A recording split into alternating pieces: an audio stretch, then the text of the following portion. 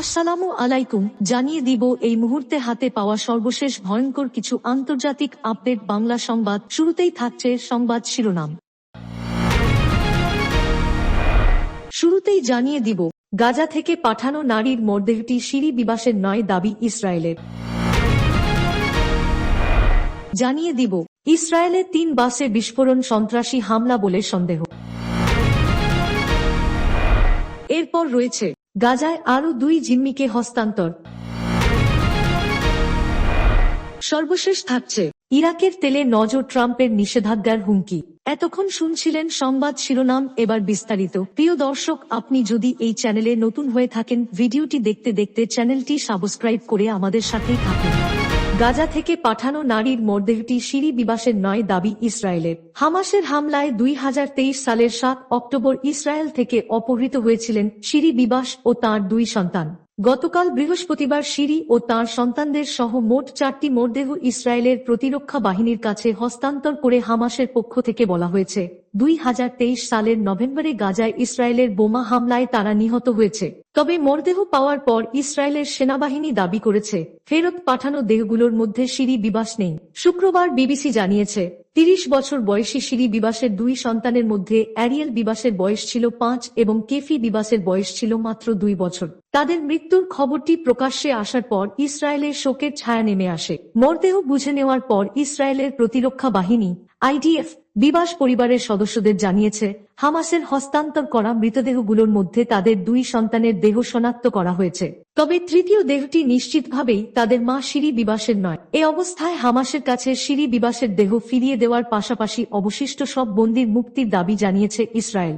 তবে হামাসের পক্ষ থেকে এই বিষয়ে এখন পর্যন্ত কোনো মন্তব্য করা হয়নি। বিষয়টি নিয়ে এক্স মাধ্যমের এক পোস্টে IDF বলেছে, পরিচয় শনাক্তকরণের প্রক্রিয়ায় দেখা গেছে, অতিরিক্ত যে দেহটি ফেরত দেওয়া হয়েছে তা সিরি বিবাসের নয় এবং কোনো বন্দীর সঙ্গেও এটি মেলেনি। এটি একটি অজ্ঞাত পরিচয়ের দেহ। হামাসকে চুক্তির শর্ত লঙ্ঘনের অভিযোগ এনে IDF আরও বলেছে, হামাস 4 জন মৃত বন্দীর দেহ ফেরত দেওয়ার চুক্তির শর্ত ভঙ্গ করেছে। আমরা দাবি জানাই, সিরিকে তার পরিবারের কাছে ফেরত দেওয়া হোক এবং আমাদের সব বন্দীকে মুক্ত করা হোক। IDF এর মতে, 2023 সালের নভেম্বর মাসে জিম্মি থাকা অবস্থায় সিরি বিবাসের 2 সন্তানকে নির্মমভাবে হত্যা করা হয়েছে। অপহৃত হওয়ার সময় সিরি বিবাসের বয়স ছিল 32 বছর। সেই সময়টিতে তার ছেলে অ্যারিয়েলের বয়স ছিল 4 আর কেফির বয়স ছিল মাত্র 9 মাস। অপহৃত হয়েছিলেন শিশুদের বাবা 34 বছরের ইয়ারডেন বিবাসও। তবে চলতি বছরের 1 ফেব্রুয়ারি ইয়ারডেন মুক্তি দেয় হামাস। এদিকে বৃহস্পতিবার ফেরত পাঠানো মরদেহগুলোর মধ্যে চতুর্থ দেহটি ইসরায়েলি শান্তিকর্মী ওদেদ লিফশিৎজের বলে নিশ্চিত করেছে ইসরায়েল। ইসরায়েলের বাত ইয়াম ও হোলন শহরের পার্কিং লটে 3টি বাসে বিস্ফোরণ ঘটেছে। গতকাল বৃহস্পতিবার রাতের এই ঘটনাকে পুলিশ একটি পরিকল্পিত সন্ত্রাসী হামলা বলে সন্দেহ করছে। তবে এই বিস্ফোরণের ঘটনায় কেউ হতাহত হয়নি। টাইমস অফ ইসরায়েল জানিয়েছে, 3টি বাসে বিস্ফোরণের পর পুলিশ আরও 2টি বাসে বিস্ফোরক ডিভাইস শনাক্ত করেছে। পরে তারা সেগুলো নিষ্ক্রিয় করে। প্রতিটি ডিভাইসে প্রায় 5 কিলোগ্রাম বিস্ফোরক ছিল। পুলিশের ধারণা, বিস্ফোরণগুলোর উদ্দেশ্য ছিল শুক্রবার সকালে যাত্রী বোঝাই বাসগুলোতে হামলা চালানো।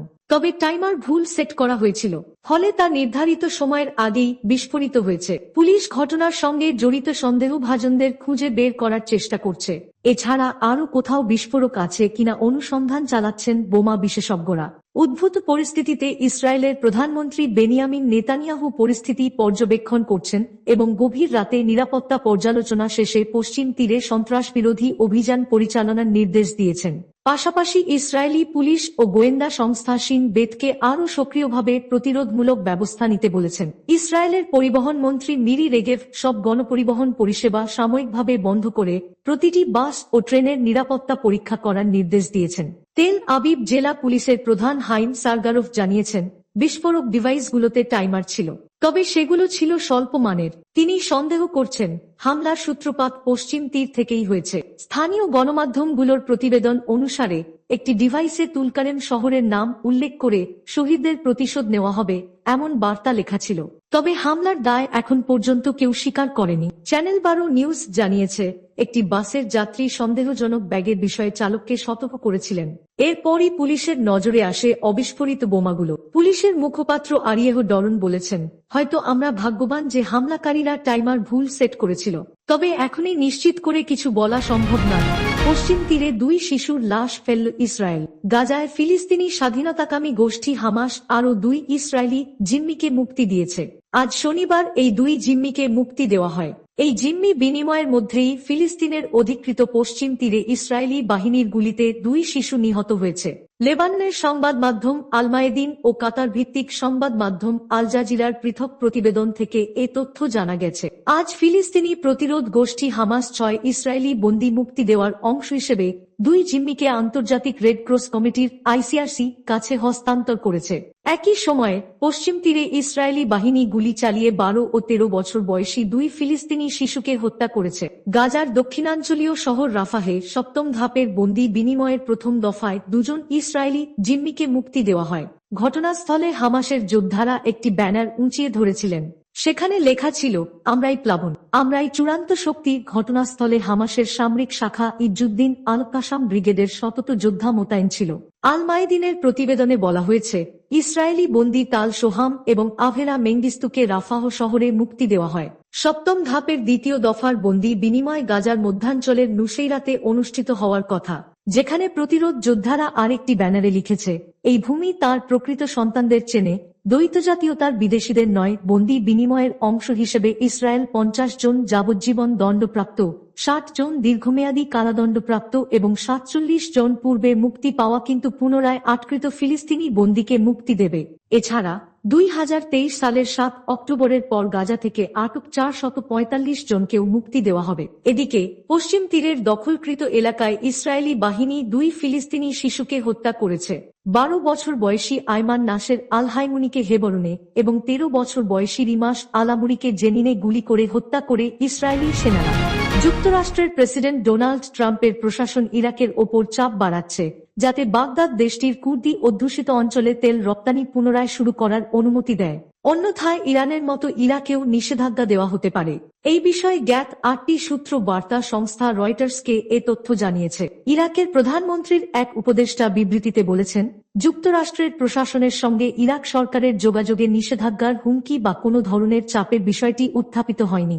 ইরাকের আধা স্বায়ত্তশাসিত কুর্দিস্তান অঞ্চলের তেল রপ্তানি পুনরায় শুরু হলে ইরানি তেল রপ্তানি হ্রাসের সম্ভাব্য প্রভাব কিছুটা লাঘব হবে। ট্রাম্প প্রশাসন ইরানের বিরুদ্ধে সর্বোচ্চ চাপ প্রয়োগের অংশ হিসেবে দেশটির তেল রপ্তানি শূন্যে নামিয়ে আনার প্রতিশ্রুতি দিয়েছে। যুক্তরাষ্ট্র বলেছে, তারা ইরানকে বৈশ্বিক অর্থনীতি থেকে বিচ্ছিন্ন করতে এবং দেশটির পারমাণবিক অস্ত্র উন্নয়নকে ধীর করতে চায়, এজন্য তারা ইরানের তেল রপ্তানি রাজস্ব বন্ধ করতে চায়। এর আগে গত সোমবার ইরাকের তেলমন্ত্রী আকস্মিকভাবে ঘোষণা দেন, আগামী সপ্তাহ থেকে কুর্দিস্তান থেকে তেল রপ্তানি পুনরায় শুরু হবে। বাগদাদ, ওয়াশিংটন ও ইরাকের কুর্দিস্তানের রাজধানী ইরবিলে রয়টার্সের সঙ্গে কথা বলা 8টি সূত্র জানিয়েছে, নতুন মার্কিন প্রশাসনের ক্রমবর্ধমান চাপই সোমবারের ঘোষণার মূল চালিকা শক্তি। কুর্দিস্তান থেকে প্রতিদিন 3 লক্ষ ব্যারেল জ্বালানি তেল তুরস্ক হয়ে বৈশ্বিক বাজারে প্রবেশ করে। এর ফলে এই অঞ্চল থেকে তেল রপ্তানির ক্ষেত্রে প্রায় 2 বছর ধরে চলা বিরোধের অবসান ঘটাবে। ইরান তার প্রতিবেশী ও মিত্র ইরাককে নিষেধাজ্ঞার মধ্যে দিয়ে নিজের অর্থনীতি সচল রাখার জন্য অত্যন্ত গুরুত্বপূর্ণ বলে মনে করে। তবে বাগদাদ একদিকে যুক্তরাষ্ট্রের মিত্র, আবার অন্যদিকে ইরানেরও ঘনিষ্ঠ অংশীদার। এ কারণে বাগদাদ ট্রাম্পের তেহরানকে চাপে রাখার নীতির মাঝে পড়ে বিব্রত অবস্থায় রয়েছে বলে জানিয়েছে সূত্রগুলো। ট্রাম্প চান ইরাকি প্রধানমন্ত্রী মোহাম্মদ শিয়া আল সুদানি যেন ইরানের সঙ্গে সব ধরনের অর্থনৈতিক ও সামরিক সম্পর্ক ছিন্ন করেন।